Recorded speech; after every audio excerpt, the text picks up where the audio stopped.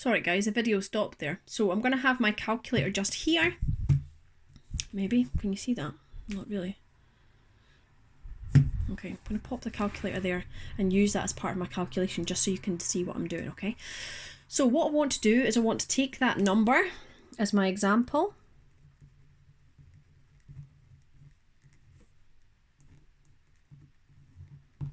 Which is 46,141, and I want to plug that back in and I want to try and see what comes out, okay? Now this time what we need to do is we need to have the column headings set up, right? So this time the column headings are slightly different. What we want to do is first of all work out what our division by 16 is, then our answer, then our remainder, then our hex. Okay, looks a bit complicated, but all will become clear. So we start off with 46,161 divided by 16. Okay, working out what that equals. So if I type it in, okay, equals, it gives me 2883 and then a remainder, right? I don't write in this remainder 0.8125. What I do is I take away this whole number, so I just have the remainder. So take away 2883 gives me this number, and I times that by 16.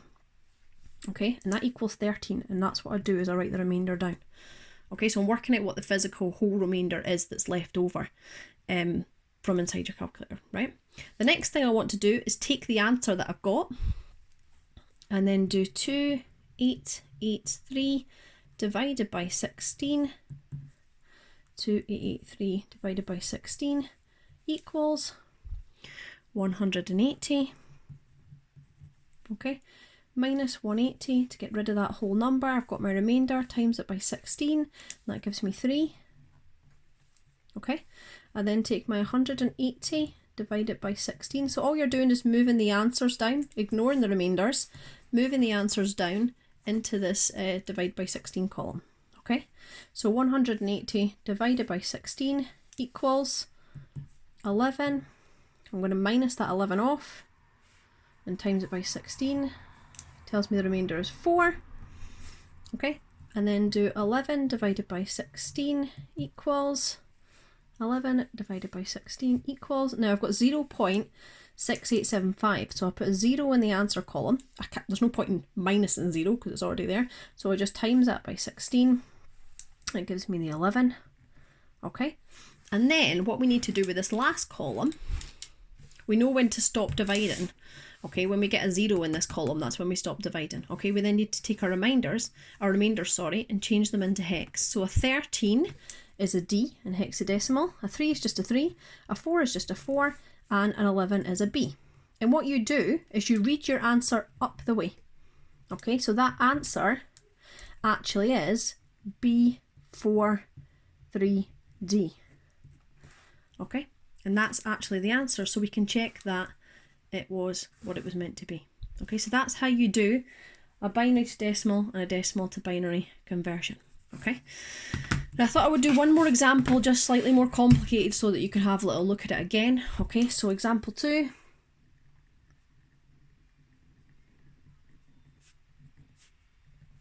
This time what we'll do is a slightly larger number. So we're going to do 3D to 4D. Little play on numbers, okay? Little play on words. So 3D to 4D. This time what we can notice, we've got 1, 2, 3, 4, 5 different characters, okay? So we're going to need more column headings, okay? So you can start with the right, start with the left, whatever you prefer. So 16 to the power of 0, 16 to the power of 1, 16 to the power of 2, 16 to the power of 3, 16 to the power of 4, okay? And then we write our answer underneath there, 3D to 4D.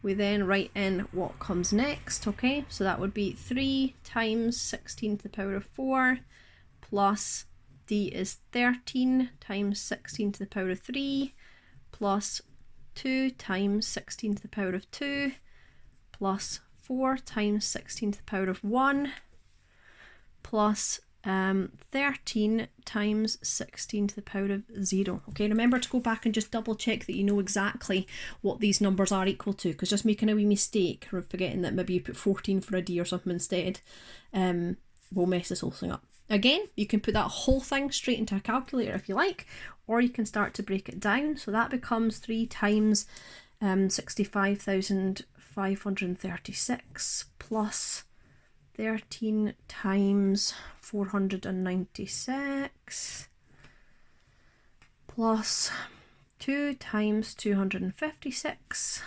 plus 4 times 16 plus 13 times 1. And again, you could put that in your calculator if you like. Okay. Or you can work out individually. So 196. I sometimes think when you work out individually, it's good to see where you go wrong. It's nice to go back and have a look at your work. In the worksheet you've actually just got to fill in the answer. So it's going to be up to you guys to, if you've not got an answer right, go back and work out where you went wrong. So if you've got a notebook somewhere where you've written down all your kind of answers, then you'll be able to go back and see exactly perhaps where you went wrong. Okay, and we put that whole thing into our calculator, either any of these stages, okay, and it should work out at 250,445. Okay, and that is equal to 3D to 4D. Okay, then what we want to do is do the slightly more complex. So I need my calculator over. You can write the column headings, you don't have to write the column headings, it's up to you. Okay, so 250,445 divided by 16, 250,445 divided by 16, I just realised you can hardly see that, there we go, equals, we've got 15,652, so minus 15,652 is quite nice because you can actually see it on the screen as you're doing it. So equal that times by 16 is 13. Okay.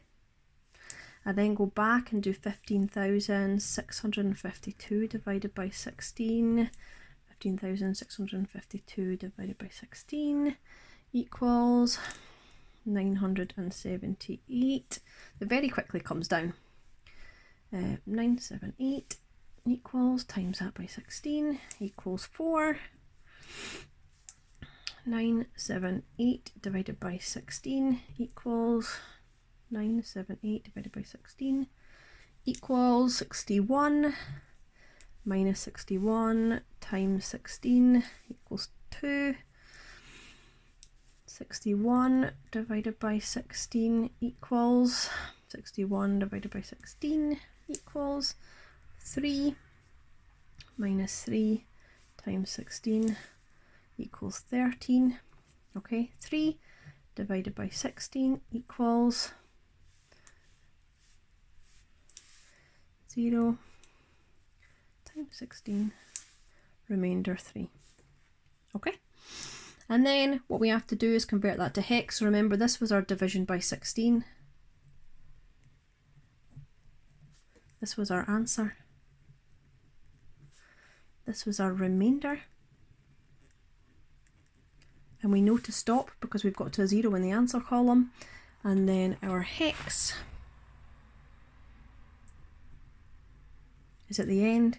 So 13 is a D, 4 is a 4, 2 is a 2, 13 is a D, 3. Read it up the way.